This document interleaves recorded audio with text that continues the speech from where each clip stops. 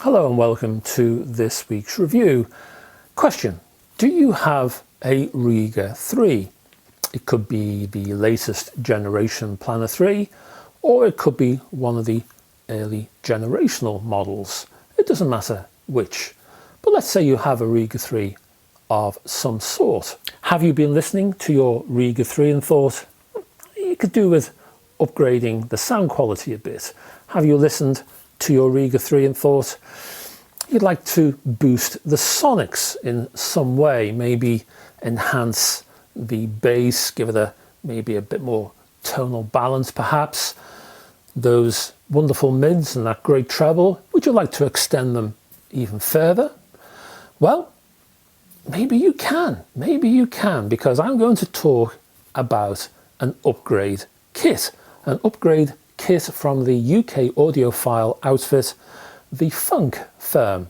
This kit is priced at £670 and you can buy it from the Funk firm's online store right now. And just a word on kits, upgrade kits in general.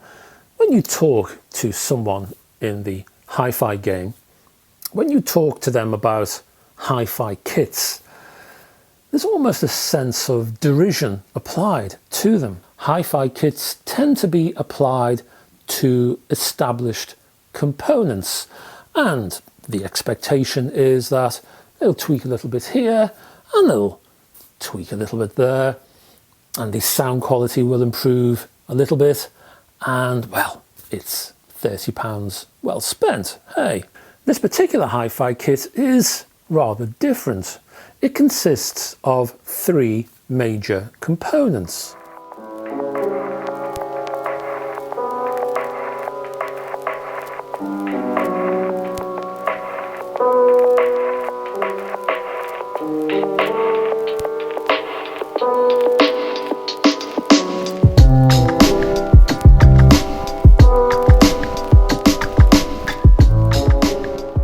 Parts begin with a set of isolation feet called boing.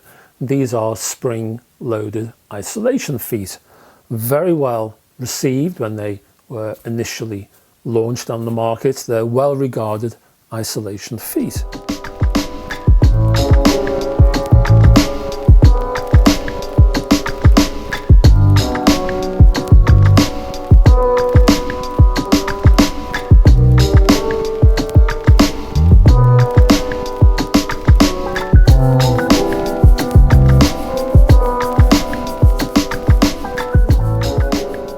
The platter, the Acromat, is one of the best platter mats you can buy for a turntable.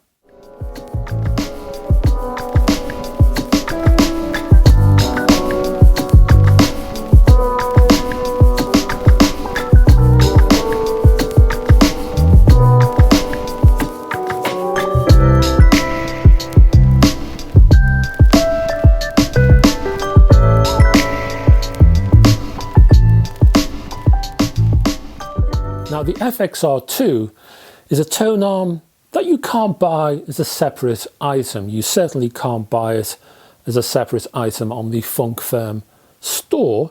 And well, after a cursory look, maybe there are dark corners I've missed, but a cursory look tells me you can't buy it from third parties either.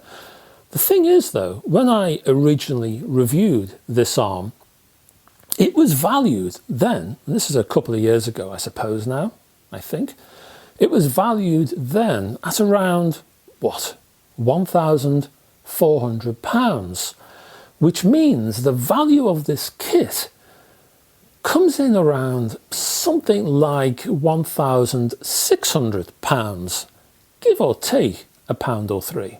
Now the price of this kit is £670. So you're paying £670 for £1,600 worth of hi-fi components. And let me add that the value I've just placed on the tone arm, as far as I'm concerned, still stands. This is still, it remains a quality tone arm, and I would be happy right now to pay £1,400 for this tone arm.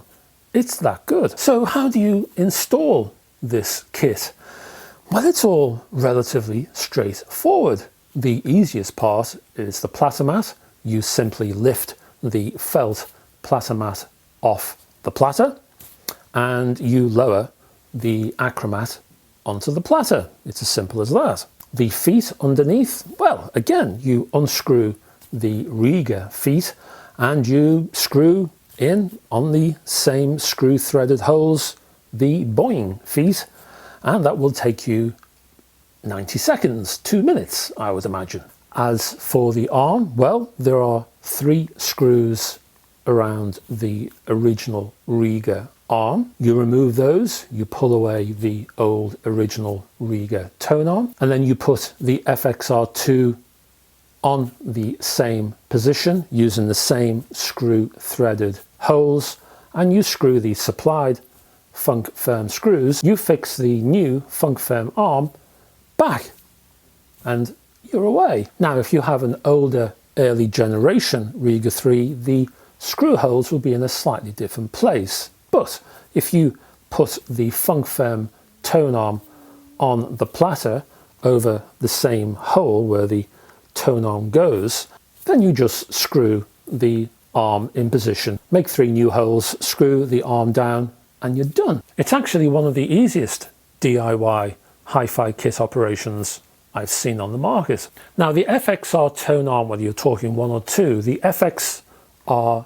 tone arm in itself is an intriguing design because the FXR in itself is an upgrade of an older Rega arm, the RB300. And what Funk Firm has done has replaced some of Rega's components with its own components. So you'll get a new vertical column and a new bearing from Funk Firm. There's also a thinner and stiffer arm tube supplied by Funk Firm for the arm. The arm itself, I hasten to add, comes fully complete. You don't have to mess about or add any other components. It's a finished item. It's just there. You don't have to change anything or swap anything around. This is a finished Funk Firm item. Oh, and I forgot to add, within the actual tube, there's a sort of spine which acts as a strengthener in the shape of a cross, which actually runs the length of this tube, and that adds strength. At the end of the arm is a rather minimalist head shell, and the point of the very thin arm tube and the minimalist head shell itself is to, well, dump energy. What you don't want in a tube, in an arm, on a turntable, is energy hanging around, because that energy will cause vibration, and the vibration will cause noise, and that noise will start to veil detail. So the improvements that Funk Firm has done for this Rega arm improves actual final detail.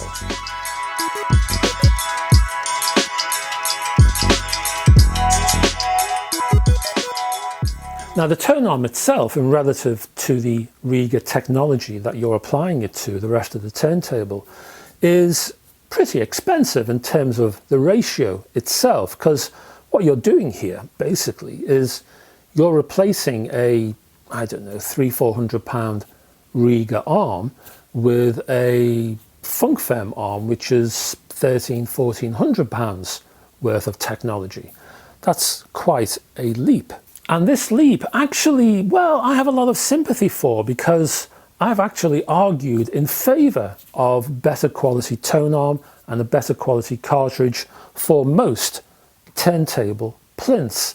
It's something I've actually asked for on many occasions during past reviews. Let me explain, because it'll explain the whole notion of this funk firm design. If I just give you a bit of background on this. I did a review of a turntable from the UK outfit called Avid. It was a Diva 2. Now in that review, and I won't go into it here, maybe I'll do a future archive review of that on this channel, but in that review I talked about what I called the golden ratios, and basically what that means is you should be spending as much money on the plinth, the actual body, the plinth of the turntable, as you should on the tone arm, as you should on the cartridge. So what I mean by that is the value of your cartridge and the tone arm and the actual plinth should be a third of the total amount of money you're paying for your turntable. That is not often the case. In fact, it's hardly ever the case in most people's hi-fi setups. It's hardly the case during most magazine reviews. You'll normally see a very expensive plinth with a far less expensive tone arm and almost like a budget cartridge half the time, I've seen anyway.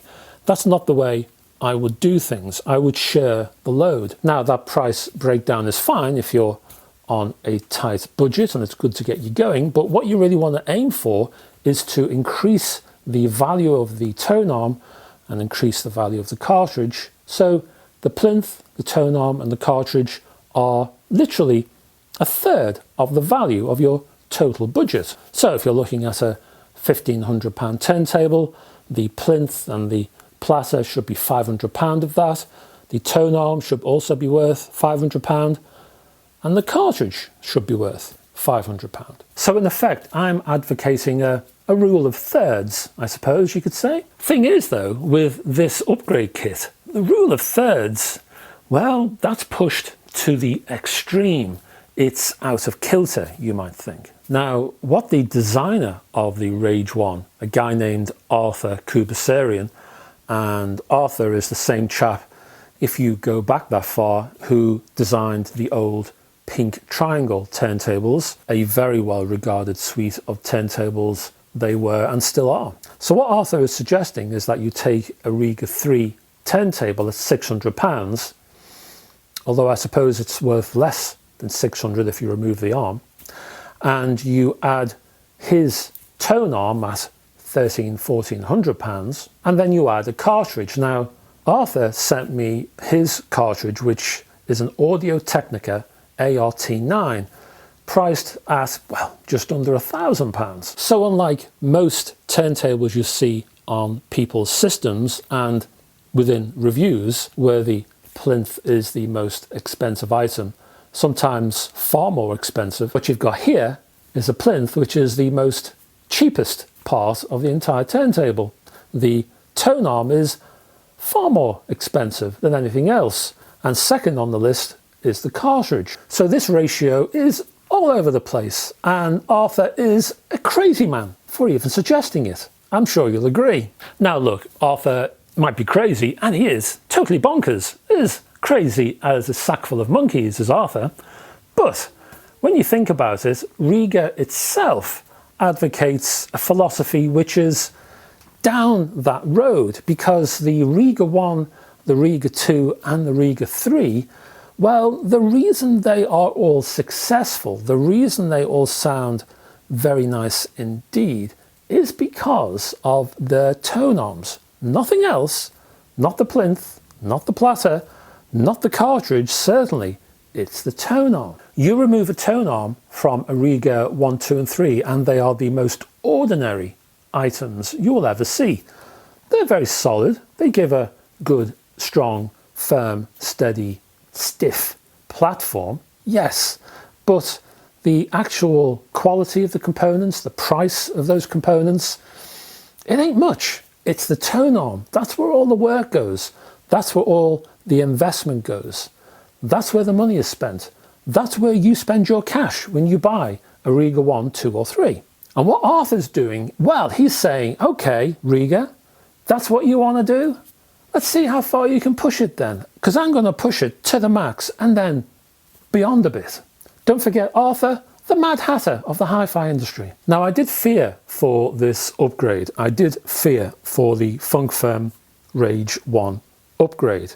Why? Well, I wondered if the tone arm would have been taken, or was being taken, to such an extreme that it would break the turntable, it would unbalance the turntable. That was my fear. Why do I say this? Well, you look at any turntable, the plinth and the platter, doesn't matter who's making the turntable, what brand you're looking at, but the plinth and the platter is nothing more than a support system. That's all it does, but this job is absolutely critical. The platter supports the vinyl and the plinth supports the tone arm.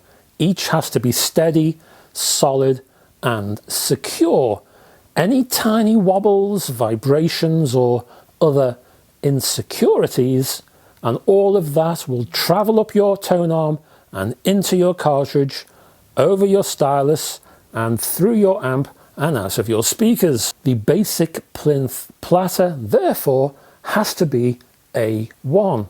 Now this is the interesting bit, and this is why I believe that Arthur Kubasarian is the most innovative turntable designer currently on the planet, and why his designer instincts take him into places other designers don't even dream about. Arthur believes that Rega, with the Rega 3, has a top quality basic support system on offer here.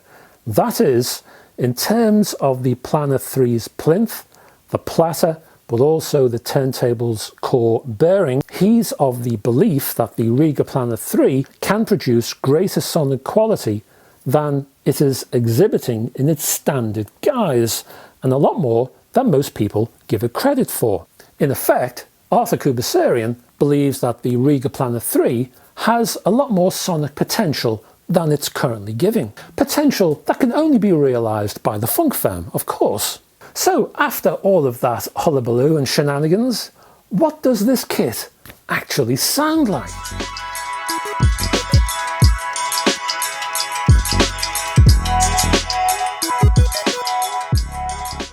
Now, to begin, I compared the Rage 1 with a standard Rega 3. Now, on the face of it, it seems like a crazy test, doesn't it, when you compare the eventual price points from each package. But there is a method in my madness because, well, I talked about my fears earlier on, and I was worried that the Rage 1 would fall over in terms of the balance between all its components. I wasn't sure if all those components would work together successfully. I know that the Rega 3's components do work successfully and the sound is balanced, so I wanted to check that first. Now, the Rage 1 is an unknown quantity in terms of its components. By that I mean, on the face of it, this collection of bits and pieces bolted together shouldn't really get on. It should sound noisy, unfocused, wayward, glaring possibly, and it should complain and grouch a lot. It should, at first glance, be a mess. On that basis, the default Rega 3 should be a better proposition.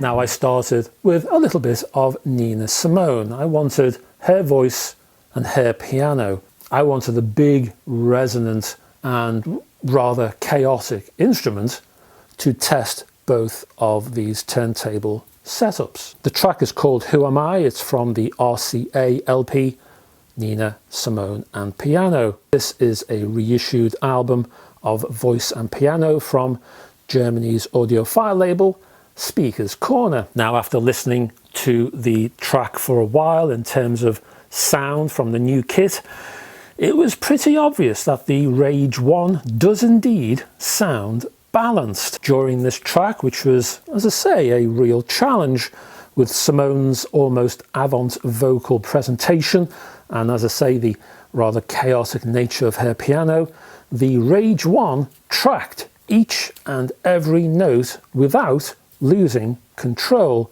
without any smearing during the mid-range sequences or any blurring from the bass. I didn't hear any mistracking from the cartridge, and there was no grumbling from any of the bearings either on the platter or the tonearm. Now, mid-range insight was certainly present on the Rage 1, where it was not a major factor on the default Rega 3 in comparative terms.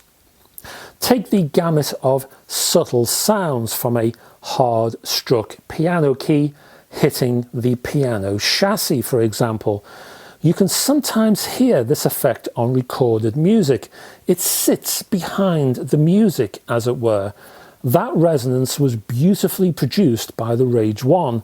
The smooth transition from Simone's almost talky lyric sequence into a gentle vibrato, that was another notable effect of the Rage 1. The resonant, lingering bass tones from the piano, that was also another impressive suite of sounds from the Rage 1. All of these effects didn't exist on the default Rega 3. If they did, they were not really hitting me. They were not up front. If the Rega 3 standard issue did produce these effects, they were rather subdued and dull in comparison, or the ear was never truly directed or alerted to them. In sonic terms, therefore, the upgraded Rega, the Funk Firm Rage 1, was a major sonic improvement over the default Rega 3. And I'll say now, it doesn't matter whether the comparison is an old RP3 or a Planar 3 of more modern vintage. The improvement, similarly expansive and large from the Funk Firm Rage 1. So I gave the Rage 1 a bit more of a challenge, and I turned to Funk Firm itself. I happen to like the quality of the company's little super deck, or the LSD as it's smirkingly referred to. Now, of course, this is a high-end deck and it's made from scratch to do a high-end job. So how did the Rage 1, a sort of a lash up in comparison, how did the Rage 1 cope? It coped very well. It coped possibly too well. Was the Rage 1 actually better than the little super deck? Well, no, it didn't go that far. But I'll tell you this, the differences were not huge. For example, the little super deck soundstage was a bit wider and a little more space was heard within. Bass was richer by degrees with a fuller and more exuberant feel. Again though, the distance between the little super deck and the Rage 1 was not a massive one. Now, mid-track, Simone had an intense vocal rant sequence, is the only way I can describe it. The little super deck revealed this sequence to be infused with more joy and energy. Even so, the Rage 1 performed brilliantly well, especially when you factor in the price. Heard in isolation, the Rage 1 lacked nothing at all. In fact, this upgrade kit had so much going for it, I had to check more than once that a Rega 3 was the core root of the system.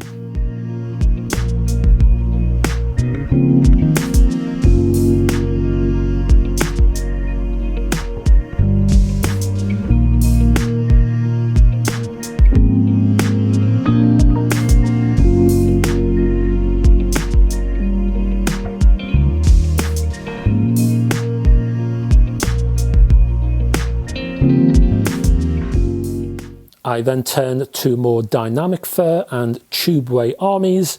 You are in my vision from the fine 2008 vinyl 180 reissue of the LP Replicas. Bass here was firm, hefty, meaty and generally powerful.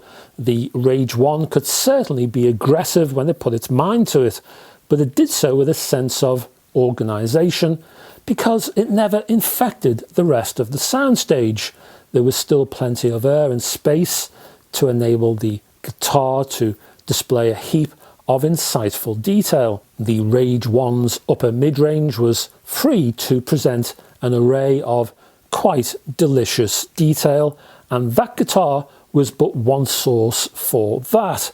The analog synths were also full of texture, but there was enough air in between each to enable a sense of layering to enrich the entire track. That air also provided a vehicle for reverb tails to add a sense of atmosphere, ambience and mood. Frankly, the Rage 1 screamed quality in sound terms. It produced the sort of sound output I've never ever heard in any other upgrade kit I've ever listened to. You know, when I first did this actual review, I had to shake my head and quietly laugh to myself. Why was that? Well, no one that I know would be brave enough or innovative enough, or, as I've already said, mad enough to do this in the first place. The only person I know who would risk it is Arthur Kubasarian. The man is a maverick. The Rage 1 upgrade kit from the Funk firm is a break from staid practices you normally see in the hi-fi industry. It's a complete breath of fresh air. It's a move away from the bland designs you might see, the overly safe production philosophies. What Arthur tends to do is not only think out of the box, but to do so while orbiting the planet. The Rage 1 turns the concept of the turntable on its head. It changes the dynamic. It rewrites the entire notion of what a turntable actually is and how it should be viewed. In those terms, this turntable upgrade kit, the turntable it actually produces, in those terms, it is quietly revolutionary.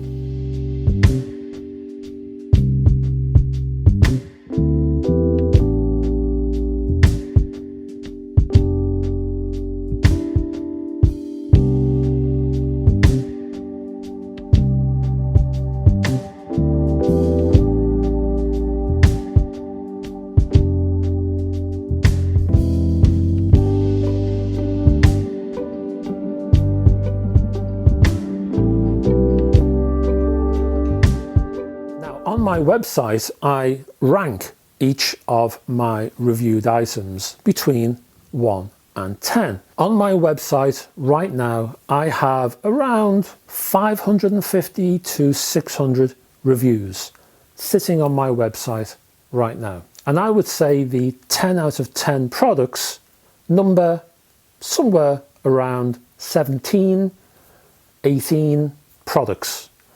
This Rage 1 from Funk Firm is one of them. That's how good this is. That's how good Arthur is. The man from Pink Triangle strikes again.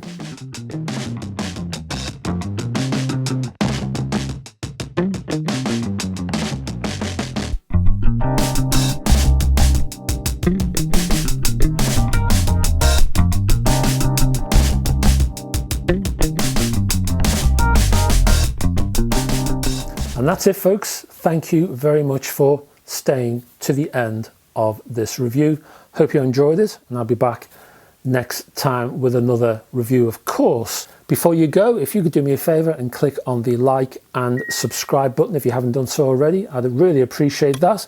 Helps the channel to move forward, and YouTube is ever so pleased about these sorts of things, I know.